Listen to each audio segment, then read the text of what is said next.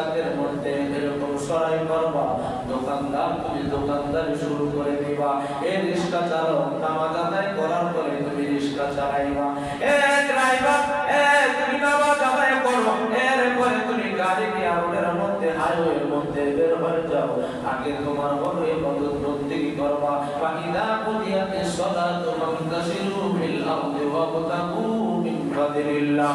এরপরে বান্দা তুমি রিজিক এরকম জীবিকা নির্বাহের জন্য অন্বেষণ করো, এরকম বাহির হয়ে যাও।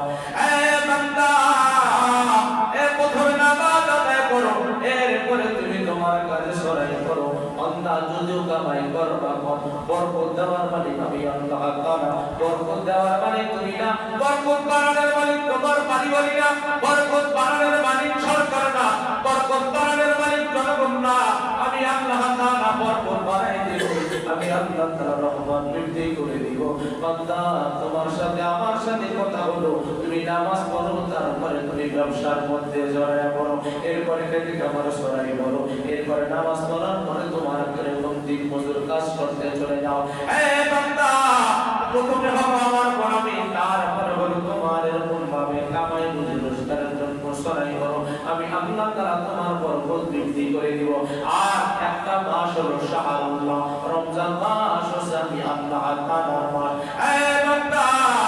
বান্দা ভালো করে শোনো, বান্দা ভালো করে শোনো, আমি আল্লাহ তাআলা ঘুমাই না, আমি আল্লাহ তাআলা তন্দ্রা চাই না, আমি আল্লাহ তাআলা নিদ্রা চাই না, লা তাখুযুহু সিনাতুন ওয়ালা নাওম, আমি আল্লাহ তাআলা ঘুমেও আমার ধরে না, আমার তন্দ্রায় ধরে না, আমার তন্দ্রায় স্পর্শ করে না, এটা হলো মাখলুকের কাজ। একটা মুসা আলাইহিস সালাতু ওয়াস সালাম এই জায়তুল কুরসির মধ্যে আসে বলেন লা তাখুযুহু সিনাতুন ওয়ালা নাওম। একবার মুসা আলাইহিস সালাম আল্লাহ তাআলাকে বললেন, আল্লাহ যখন কোহে তুই আল্লাহ তাআলার সাথে কথা বলতে গেছে, আল্লাহকে বলে, আল্লাহ তুমি কি ঘুমাও না? আল্লাহ তোমার কি ঘুম ধরে না? আল্লাহ তোমার কি তন্দ্রা ধরে না? আল্লাহ বলে, না না না, লা তাখুযুহু সিনাতুন ওয়ালা নাওম, না না না, আমার ঘুম ধরে না, আমার তন্দ্রা নাই, আমার নিদ্রা নাই। আল্লাহ কেমনে তুমি থাকো? এ মুসা তোমার কি বিশ্বাস হয় না? এ মুসা তোমার কি ইত্মিনান হয় না? হয় আল্লাহ কিভাবে সম্ভব? আল্লাহ কিভাবে সম্ভব? এ মুসা রে, এ মুসা তুমি আগামী কালকে কোহে দূরে আইসো। কোহে দূরে আসার পরে আল্লাহ তাআলা একটা কাঁচের বোতল ডান হাতে দিলেন, আর একটা কাঁচের বোতল গ্লাস বাম হাতে দিলেন। এ মুসা তুমি 2 দিন পর্যন্ত ঘুমাইবা না, 3 দিন পর্যন্ত ঘুমাইবা না। মুসা তুমি আমার এই গ্লাস 2টা, কাঁচের বোতল 2টা তুমি ধইরা রাখবা হাতের মধ্যে, খবরদার এই তোমার হাত থেকে জানি গ্লাস 2টা, কাঁচের বোতল 2টা পয়রা যায় না। বলেন আল্লাহু আকবার। মুসা এক গ্লাস 2টা ধরে রাখবা, কাঁচের বোতল 2টা ধরে রাখবা, খবরদার হাতের থেকে জানি পড়ে না যায়, পড়ে গেলে ভাঙা যাবে। এই কথা বলার পরে মুসা আলাইহিস সালামকে দাঁড় করে রাখছে, 2টা গ্লাস 2টা কাঁচের বোতল হাতে নিয়া। 2 দিন ধরে ঘুমায় নাই, তন্দ্রা আসে, আবার সাবধান সতর্ক হয়ে যায়, আল্লাহ আমার হাতে তো কাঁচের গ্লাস কাঁচের বোতল, পড়ে গেলে তো খান হয়ে যাবে। কিন্তু আল্লাহ তাআলা পরীক্ষা করার জন্য 2টা কাঁচের গ্লাস অথবা কাঁচের বোতল দিয়েছে। এমন ভাবে তন্দ্রা এমন ভাবে চাপ দিয়েছে, জীবাণু আসছে, আসার সাথে সাথে গ্লাস দিলে হাতের থেকে পড়ে গেছে, মুহূর্তের মধ্যে অনেক টুকরা হয়ে খান হয়ে গেছে। পরের দিন কোহে ধরে গেছে আল্লাহ তাআলার দরবারে, মুসা আমার গ্লাস 2টা আমার হাতে দাও। আল্লাহ আল্লাহ গ্লাস 2টা রক্ষা করতে আমি পারি নাই, আল্লাহ গ্লাস 2টা তো ভেঙে খান হয়ে গেছে, টুকরা হয়ে গেছে। আল্লাহ কিভাবে তোমার গ্লাস আমি তোমার হাতে ফিরাই দেব? আল্লাহ বলতেছে, মুসা রে, লা তাখুযুহু সিনাতুন ওয়ালা নাওম। হে মুসা রে, আমি যদি আল্লাহ তাআলা ঘুমাইতাম, আমি আল্লাহ তাআলা যদি নিদ্রা যাইতাম, এ বান্দা তুমি সেহরি খাইতে যাকবা কেমনে, কেমনে জাগ্রত হবা? অনেক সময় মাইকে এলান দিল সোজা হওয়া যায় না, মোবাইলে এলান দিল সোজা হওয়া যায় না, কিন্তু ঠিক টাইমে আমি আল্লাহ তাআলা তোমাকে জাগ্রত করে দেই।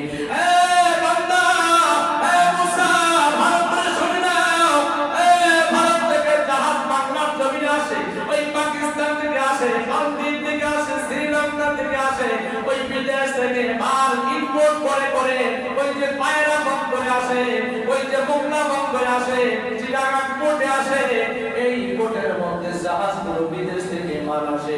নাবিকরা যখন বিপদে পড়ে যায়, যখন কালবৈশাখীর ঝড় হয়, সদরঘাট থেকে যখন বরিশালের লঞ্চগুলো যায়, এই পদ্মা নদীর মোহনার মাঝখানে যায়, যখন রাতের বেলা 11টার সময় কালবৈশাখীর ঝড় হয়ে যায়, ওই ঝড়ের কবলের মধ্যে পড়ে আমার কত পেয়ারা বান্দা, রাতের বেলা আমাকে ডাকে, আল্লাহ পদ্মা নদীর মোহনার মধ্যে পড়েছি, আল্লাহ কালবৈশাখীর ঝড় শুরু হয়েছে, আল্লাহ তুমি আমার বিপদ থেকে হেফাজত করো, আল্লাহ লঞ্চ ডুবা থেকে হেফাজত করো।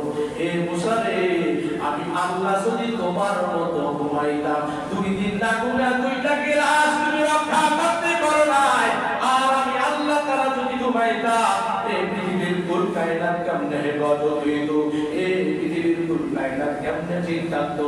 না মুসা না, ঘুমানো আমি আল্লাহ তাআলার বিধান না, এটা হলো তোমাদের বিধান, এটা ঘুম হলো তোমাদের কাজ, আমি আল্লাহ তাআলার কাজ না।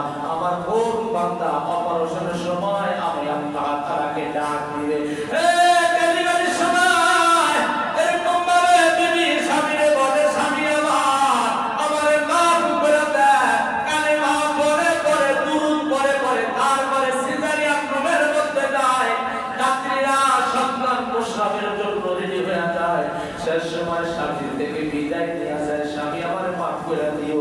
এই মুহূর্তে কত যাত্রী এরকম ভাবে যাত্রীর হাতে কত প্রেগন্যান্সি মহিলারা মারা যায়, ঠিক না রে ঠিক?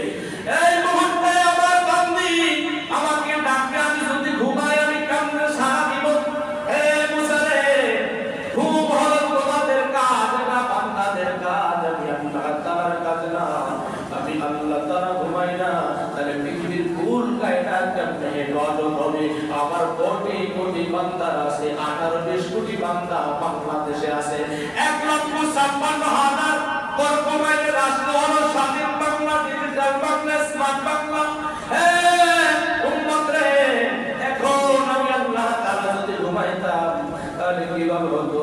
এক আসমানের উপর আর এক আসমান করে থানকান হয়ে যাইতো, 7 আসমান একটার উপর একটা পড়তো, আর 18-20 কোটি বাংলার জনগণ বড় একেবারে আসমান হয়ে যেত, পাহাড়ের আসমানের চাপায় করে একেবারে বিদেশ হয়ে যাইতো। ধরে বলেন ঠিক না বেটি? না মুসা না, আমি আল্লাহ তাআলা ঘুমাই না। এ মুসা রে, আজকে থেকে নাও, এটা হলো তোমাদের কাজ, এটা হলো তোমাদের আমল, আমি খানে খাই না, আমার ঘুমের কাজ আমার না, এটা হলো মাখলুকের কাজ। এজন্য বাবাজি মাহে রমজান আগত, আল্লাহ বলতেছে, হে বান্দা রে, হে বান্দা, আমি আল্লাহ তাআলা ঘুমাই না, আমি আল্লাহ তাআলা নিদ্রা যাই না, আমার আরেকটা আমল আছে, ওটা হলো আমি আল্লাহ তাআলা কিন্তু খাই না। আল্লাহ খাবার আছে? আল্লাহ তাআলা খায় না, বড় করে শোনেন, আল্লাহ তাআলা খায় না। আল্লাহ তাআলা বলে, হে আমার উম্মত, হে আমার বান্দা, খাওয়া দাওয়া আমি আল্লাহ তাআলার বিধান না, আমি খাই না। আর তোমাদের উপরে আমি আল্লাহ তাআলা রমজানের রোজা ফরজ করে দিয়েছি, তার মানে দিনের বেলা সুবহ সাদিক থেকে সূর্য অস্তমিত হওয়া পর্যন্ত এই বান্দা তোমরাও কিন্তু খাও না, এই দিনের বেলা হালাল খাবার থাকার পরও কিন্তু তোমরা খাও না। তোমার ঘরের